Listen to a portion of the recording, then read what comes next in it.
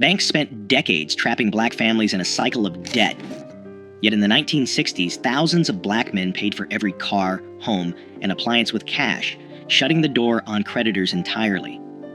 Their secret was a code passed down through generations, forged in the shadow of sharecropping and redlining.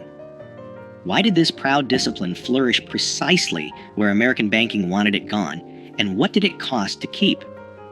The roots of resistance run deeper than you think. Sharecropping defined the economic reality for countless black families after the Civil War. On paper, it offered a chance at independence, but in practice, it chained generations to land they could never own. Landowners set prices for seed and tools, kept the only ledgers, and charged interest so steep that a good harvest meant little. At the end of each season, families learned they owed more than they had earned. Debts piled up year after year with no escape. The law backed the landlords, and violence enforced the rules.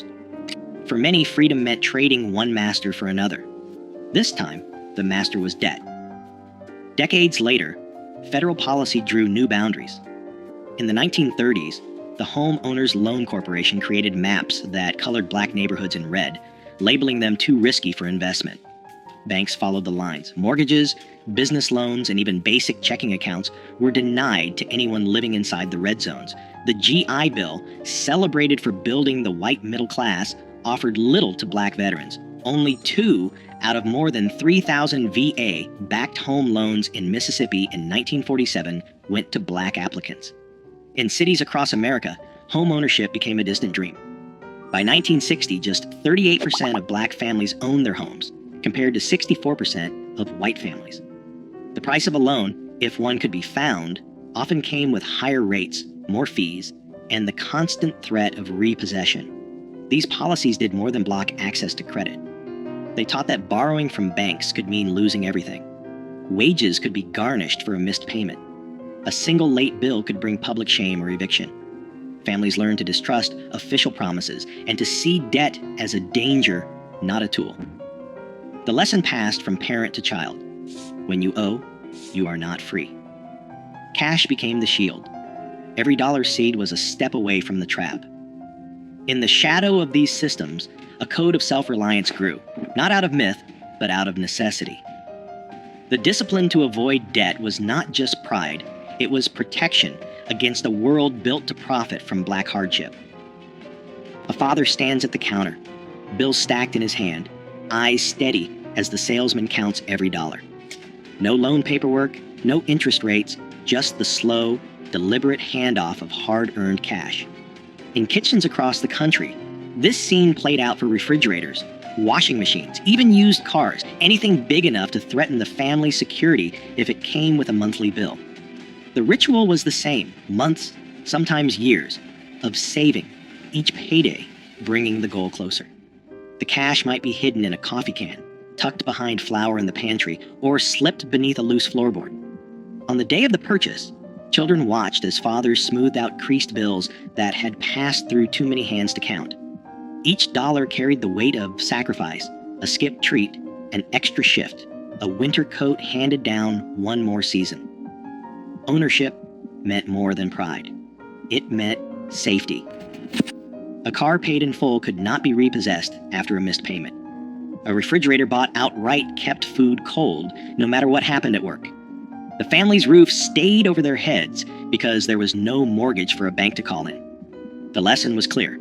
If you could not pay cash, you waited. Debt was not just a number. It was a risk, a lever someone else could pull to take away what you had built. Stories passed down in living rooms and on front porches told of neighbors who lost everything over a single missed payment. The warning was woven into every decision. Don't owe nobody. Fathers taught sons to count their bills twice, to demand a receipt, to walk away from any deal that required a signature promising money not yet earned. Even the smallest purchases came with a sense of ceremony. The act of paying in cash was a declaration no bank, no landlord, no creditor could claim a piece of what was yours. The discipline ran deep. No matter how tempting the new model or the salesman's pitch, the answer stayed the same: cash on the barrel or nothing at all. This was not stubbornness for its own sake.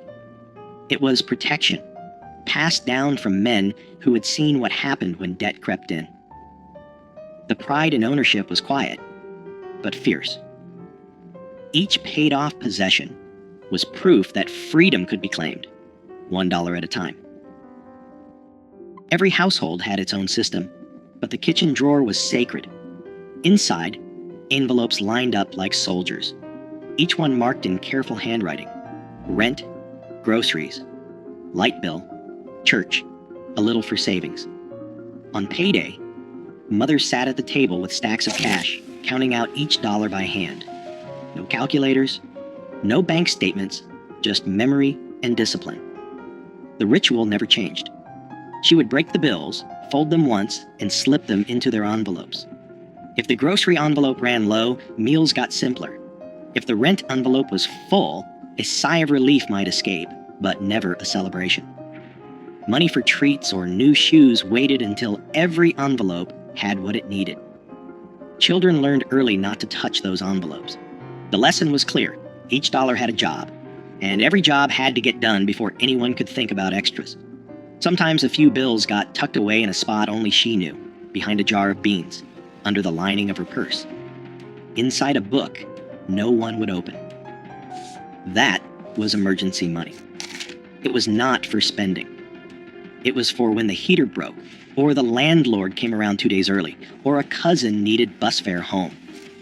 Neighbors swapped stories about the best hiding spots, but the method was always the same.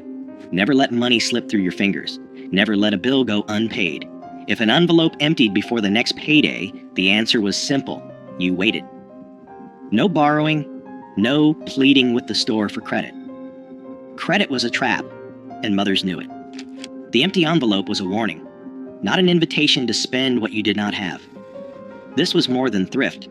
It was a code. The envelopes kept the family safe, 1 week at a time.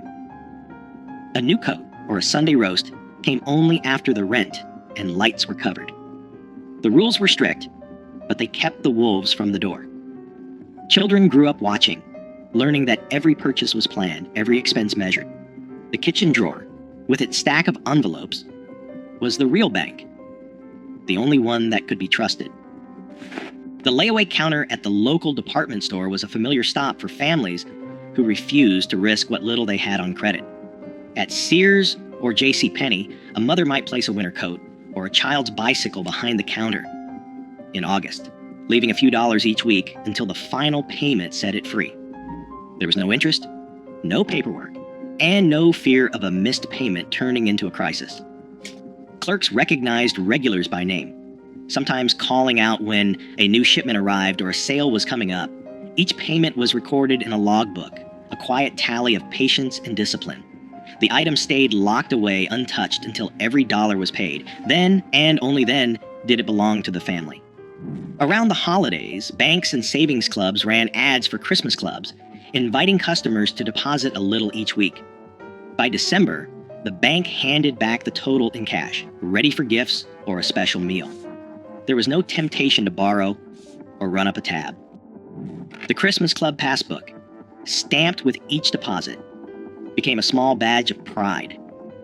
It was proof that waiting brought its own reward, that a holiday could be joyful without a single cent owed.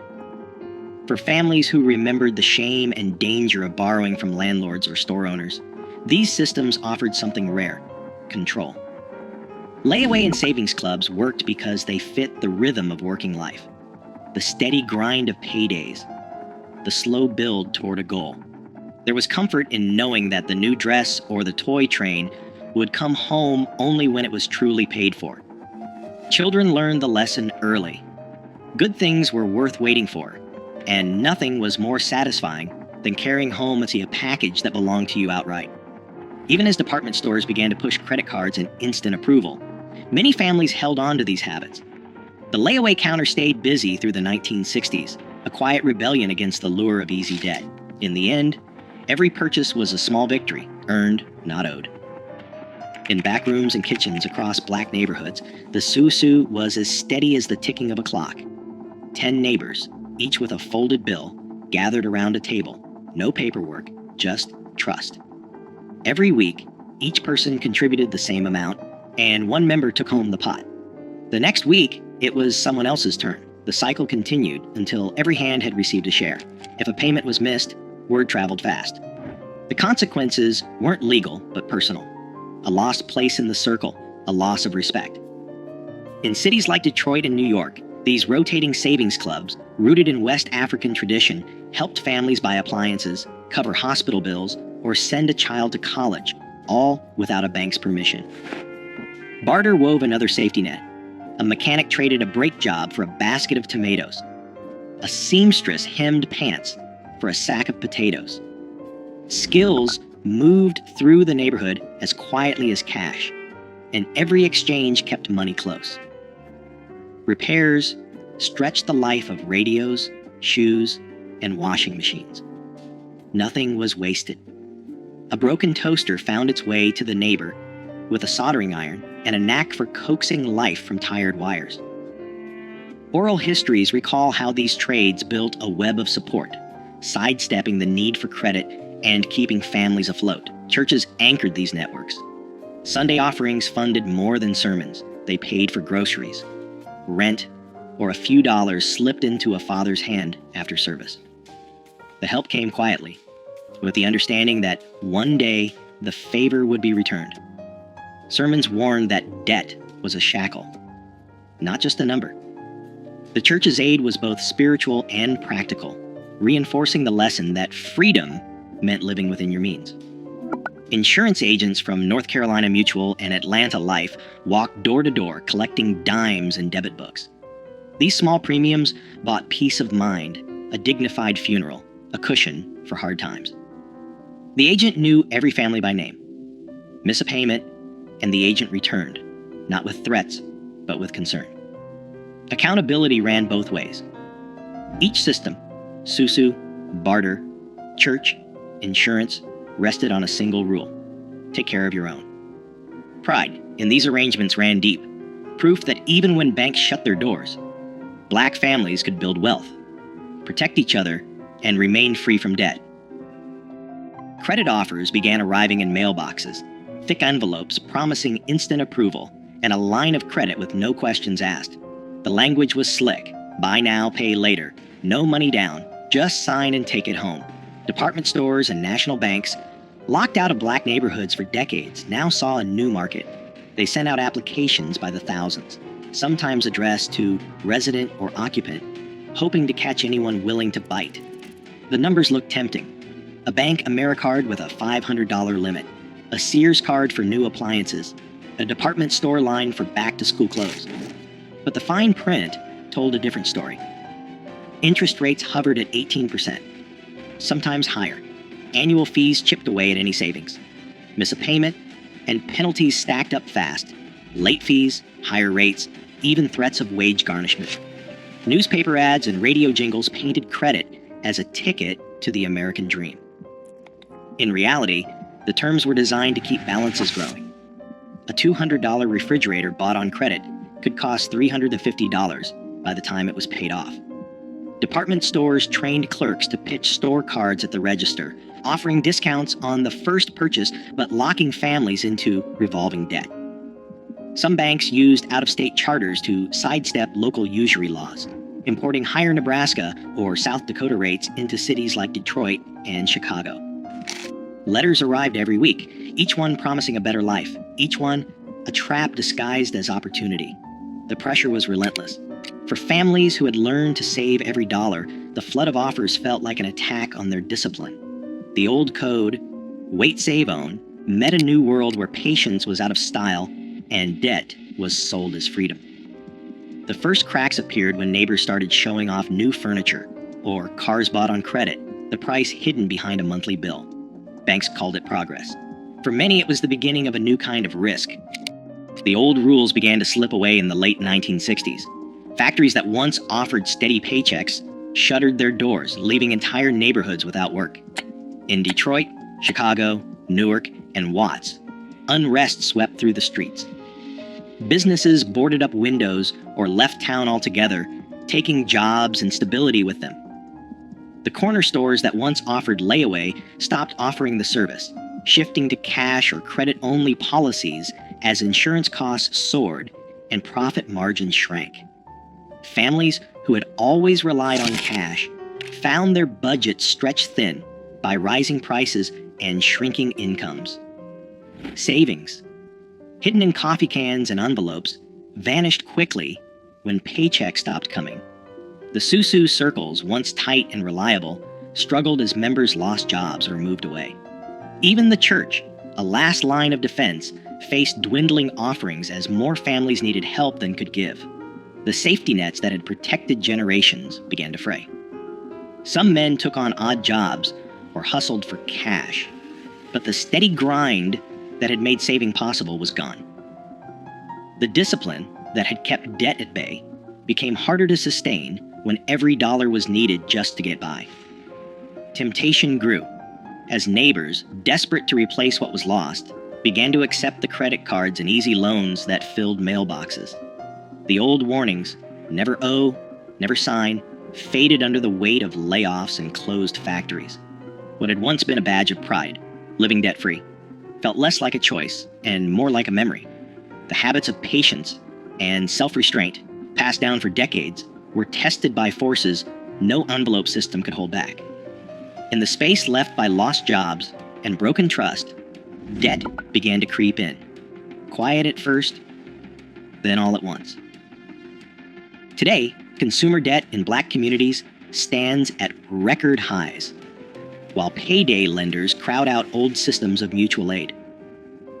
The strategies once born of necessity now hold a blueprint for financial resilience, especially as predatory credit adapts with every decade. The question isn't whether those cash-based codes still matter. The question is, who has the power to remember, and who profits if we forget? Let your thoughts spark the conversation.